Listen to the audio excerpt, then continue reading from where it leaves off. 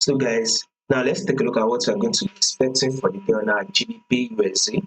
So first thing first, those of you that are yet to subscribe, make sure you click on the subscribe button, like and share, make your comments, and also make sure you follow the Telegram channel. So that once we drop one or two updates, you don't miss out on any single update. You will find the link to the Telegram in the comment section. Now, pay attention to this movement right here, GBP USD. First thing first, we need to know what the trend is. And as you can see on our GBP USD, we are on a ranging market move. GBP USD is ranging. So we saw that market literally rallied up to tap our resistance, right? When it got to this resistance, guess what market did? Market rejected from this resistance level and dropped to tap our support level, right? Now, if you have to zoom it in also, markets dropped to tap our support level, rejected from the support level, and came back to tap our resistance level, right? This is it. Market also got to the resistance level, rejected from the resistance level, then dropped to tap our support. It also rejected from our support level, then rallied back up to tap our resistance. Also rejected from the resistance and dropped back to tap our support. Then it came back to our resistance. Now we are seeing market dropping, and we would expect it to drop to tap our support level, right?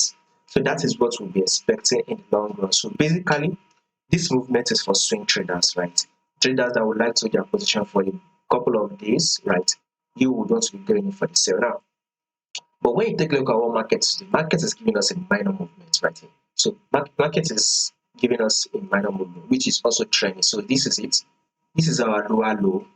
Here comes the lower high. You can see that it tapped our 10-period simple moving average, right? The market was able to drop to give us a new lower low, and this is our lower high. They also tapped our 10-period simple moving average before markets eventually give us this massive sell, forming a new lower low, right? Now, if we take a look at this lower low that market did give us, you will see that markets eventually pull back again to form a lower high. You can see that it has not taken, as long as it has not taken out this previous lower high, our trend is still on a downtrend.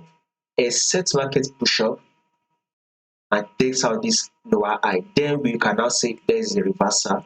But with this movement, market is still on a downtrend. So this is why market was able to drop, give us a pullback, then give us another drop, and this is the pullback, right? So with this pullback, we should be expecting once again market to drop again to give us another low. So this is to tell you that a bearish move is what you should be expecting next on GBPUSD, right? So if there will be any changes, I'll make sure I do the update and let you guys know. So make sure you subscribe in order for you not to miss out on the updates.